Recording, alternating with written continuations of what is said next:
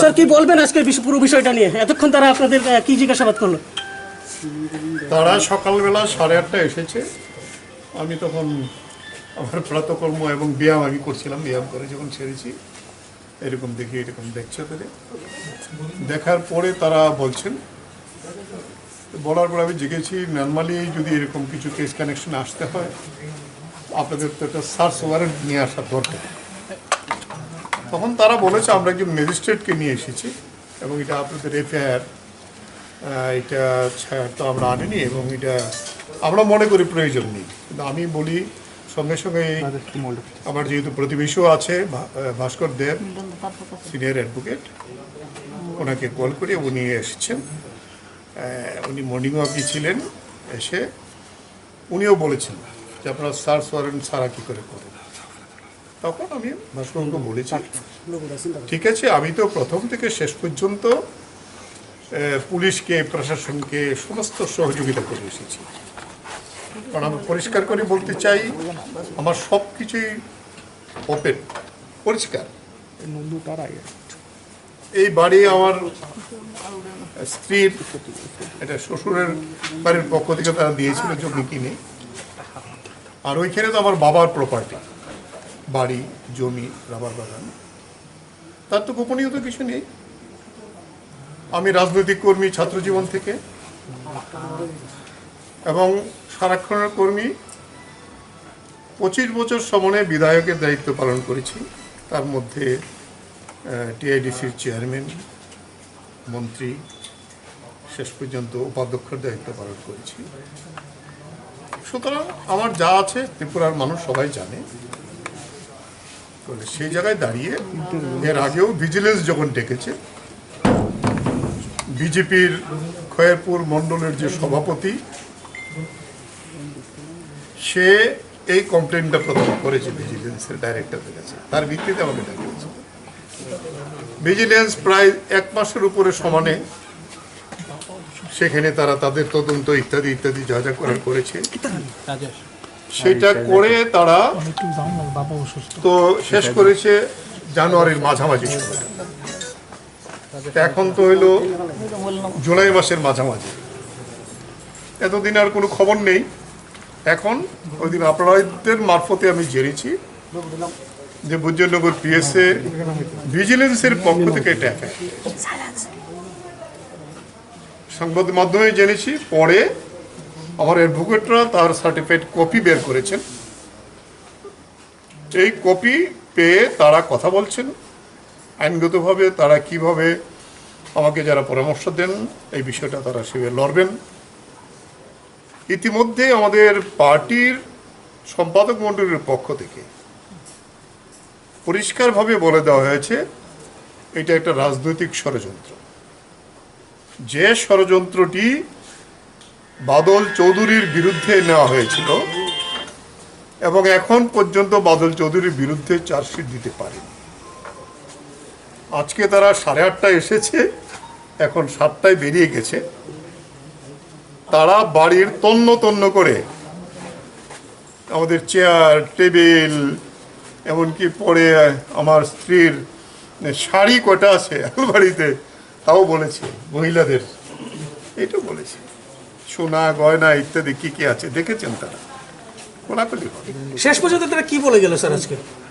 শেষ পর্যন্ত তারা যা পেয়েছে একটা ওয়ারেন্ট, সার্চ ওয়ারেন্ট করে, আরে সার্চ লিস্ট করে, সিজার লিস্ট করে একটা কপি দিয়ে গেছেন। আমি কাগজপত্র যা আছে কোলাকুলি তাদের সামনেই খুলে দিয়েছি। আমার তারা কি কি সিজ করে নিয়ে গেছে? তারা তো এটা ডিটেলস একটা প্রচুর একটা বিরাট লিস্টিং পরে সেই জায়গায় দাঁড়িয়ে তারা তো তাদের মতো করে দিয়ে গেছেন, আমাকে সাইন করে রেখেছেন, তারাও সাইন করেছেন, আমার কাছে কপি দিয়ে গেছে। এখন বাকিটা তদন্ত হবে, আমার উকিলরাও পরামর্শ নেব, সে অনুযায়ী আমরা। কোনো ডকুমেন্টস নিয়েছে কি স্যার আপনার থেকে তারা? ডকুমেন্টস কিছু নিয়েছে, আমার পাসবই তার কপি নিয়েছেন, আমার দলিল, আমার স্ত্রীর দলিল, আমার যে খয়েরপুর বাড়ির যে বিভিন্ন প্রপার্টি, আমি যেহেতু বড় ছেলে আমার কাছে থাকে, এগুলোর কপি আমার কাছে আছে, এগুলোর কপি নিয়ে গেছে। আর আমাদের যে স্বাভাবিক কারণেই আমরা তো কিছু ফিক্স থাকে, এগুলি যা যা আছে এগুলি নিয়ে গেছে, সব খোলাখুলি আছে আমাদের, আমি সব দিয়েছি খোলাখুলিভাবে তাদের কাছে। স্যার ইদানিংকালে আপনি কিছু আন্দোলনে নামছেন, আপনি আন্দোলনের মুখ হয়ে সামনে আসছেন, বামপন্থী আন্দোলনে বিজেপির বিভিন্ন পেট্রোলের দাম হোক সব কিছু, তার জন্য কি আপনাকে ঘরে বসানোর জন্য এসব আমি হচ্ছে? আন্দোলন তো আমি যখন ক্লাস 9-এ পড়ি, ছাত্র ফেডারেশন করি, আমি লড়াইয়ের সম্মানের সংস আছি, আপনাদের বলতে বাধা নেই। কংগ্রেস টিউজিএসের জোট রাজত্ব যখন ছিল তখনও আমাকে গ্রেপ্তার করেছিল, সামান্য কেসে গ্রেপ্তার করেছিল। এখানে জামিন হয়নি, গুয়াহাটি হাইকোর্টে জামিন আনতে হয়েছিল। হাইকোর্টে জামিন আনার পরে দেখা গেল ওই কেস আর নেই।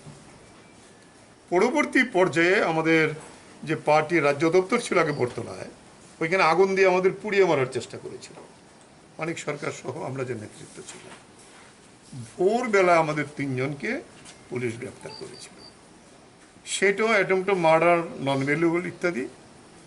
জামিন আগরতলায় হয়নি, সেই জামিনও হয়েছে আমাদের গুয়াহাটি হাইকোর্ট থেকে। এরপরে দেখা গেল এই মার্ডার কিছু আর নেই। তো এগুলো ফেস করে একজন রাজনৈতিক কর্মী হিসাবে, মার্ক্সবাদী কমিউনিস্ট পার্টির একজন কর্মী হিসাবে এটা লড়াই করে মানুষের পাশে থাকা আমাদের সকলের দায়িত্ব। এই লড়াই করছি। স্যার কিছু কিছু এই সরকার যাওয়ার পরেও, আমাদের এর আগে বামফ্রন্ট সরকার যাওয়ার পরেও 26শে মার্চ থেকেই লড়াই করে এই ময়দানে আছি। এই লড়াই করা আমার ধর্ম, এই লড়াই করে যাব যতদিন জীবিত আছি। 28 কোটি টাকার একটা মানে কিছু কিছু সংবাদ মাধ্যম করছে যে আপনার যে দপ্তরগুলি ছিল সেই দপ্তরগুলিতে নাকি ঘোটালা হয়েছে, দুর্নীতি হয়েছে 28 কোটি টাকা। তো এই 28 কোটি টাকার বা এই বিষয়ে কি তারা কিছু বলেছে? এই বিষয়ে তো তারা, আমি যে সার্টিফিকেট কপি বের করেছি তাতে তো এইরকম কোথাও নেই এফআইআরের মধ্যে। ফলে সেই জায়গায় দাঁড়িয়ে যে স্বাভাবিক কারণে আমার তো নির্দিষ্ট ইনকাম আছে, আগে ভাতা পেতাম, এখন পেনশন পাই। আমার স্ত্রী একজন পার্টির হোলটেমার, তার বাইরে আমার জমির ধান থেকে আমরা খুরাকি চাল খাই, আমার রাবার বাগান আছে, এটা আমার ছোটো ভাই মেনটেন করে। এই কিছু আয় আছে, এর বাইরে আমাদের আয় নেই। তারা কি নগদ অর্থ কিছু নিয়ে গেছে আপনাদের কাছে? নগদ অর্থ, সোনা দায়না কিছু নিয়ে যায়নি, তারা দেখেছেন, তারা লিস্ট করে নিয়েছেন। তারা আগামী দিনে আপনারা পুলিশকে কতটুকু সহযোগিতা করবেন আপনি এই তদন্তে? আমি বর্বর সহযোগিতা করে এসেছি, তারাও আমাদের, আমি কষ্ট পেয়েছি সারাদিন, কারণ আমার অনেকগুলি কর্মসূচিও ছিল এবং তাদের অনুরোধে এই কর্মসূচি আমার স্থগিত করতে হয়েছে, বাতিল করতে হয়েছে ফোন করে টোরে। তারাও তো কষ্ট পেয়েছে, তারাও তো সকালবেলা যে এসছে খাওয়া দাওয়া করে পরে একটু টিফিন আমরা অফার করেছিলাম, কিন্তু তারা আমাদের এটা খায়নি, টিফিন নিজেরা এনে খেয়ে আছেন। একই সময়েতে গিয়েও খয়েরপুর বাড়িতেও সার্চ করেছে। আমার ছোট ভাই, আমার আরেক ভাইয়ের ছেলে, ওদের সব কিছু দেখেছে। ওইখানে আলাদা করে তো আর কাগজপত্র কিছু নেই, কাগজপত্র যা আছে আমার কাছে আছে। তবু আমার ছোট ভাইয়ের কাছে যা কাগজপত্র আছে সেই কাগজপত্র দেখেছে, করেছে।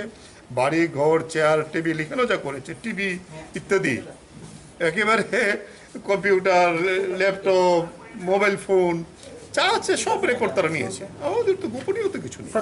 কতক্ষণ তল্লাশি করেছে টোটাল সর্বমোট? 8:30 থেকে 7টা, আপনারা গণে নিন, টাইমটা দেখে নিন।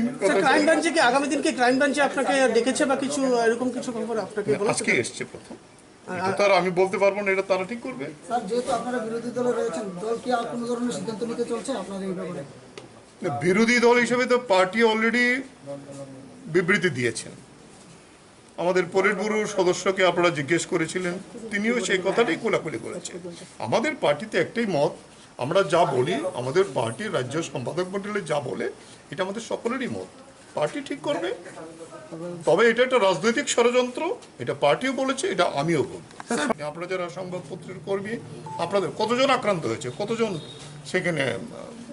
স্যার আজকেও কিছু স্লোগান সামনে হয়েছিল কিছু যুবকদের, আপনি কতটুকু মানে নিরাপত্তায় মানে আছেন মনে করেন? আমি মনে করি এই পাড়াতে আমার খয়েরপুর বাড়িতে যখন আগুন হয়, আগুন দিয়ে যখন সব জ্বালিয়ে দিয়েছিল, তারপর থেকে আমি রামনগরই আছি, এখানে আমার কোনো অসুবিধা হয়নি। হয়তো তারা বিভিন্ন কারণে দিয়েছে, আমি শুনেছি এটা, তবে আমি মনে করি না এখানে আমার নিরাপত্তার কোনো অসুবিধা আছে। এই রামনগরের মানুষ, আমার স্ত্রী এখানে ছোটবেলার থেকে আমার ভবেশ দাস যিনি আছে ওনার কাছে ছোট থেকে বড় হয়েছে সে, এবং আমরাও, আমি আজকে নতুন আসি না, এবং ছাত্র রাজনীতি যখন করি তখনও রামনগর থেকে কাজ করেছি, যুব রাজনীতি করেছি, এবং বিয়ের পরে তো এখানে বরাবর এসেছি। আমার শ্বশুরবাড়ি এবং এই পাড়ার সবার সঙ্গে আমার একটা হৃদ্যতপূর্ণ সম্পর্ক আছে। এখানে কংগ্রেস, কমিউনিস্ট, বিজেপি হিসাবে না, আমার সবার সঙ্গেই পরিচিতি। স্যার সর্বশেষ ক্রাইম ব্রাঞ্চ তরফ থেকে কি বলে গেল? তারা চার্জ লিস্ট দিয়ে গেছে, আমার কাছে সাইন করে নিয়ে গেছে, তারা সাইন করেও দিয়ে গেছে। আপনি কি সন্তুষ্ট তাদের স্যার? কেউ তো কেসের ব্যাপারে কেউ পুরোপুরি সন্তুষ্ট হতে পারে না যতক্ষণ এটা কেস শেষ না হবে। ধন্যবাদ।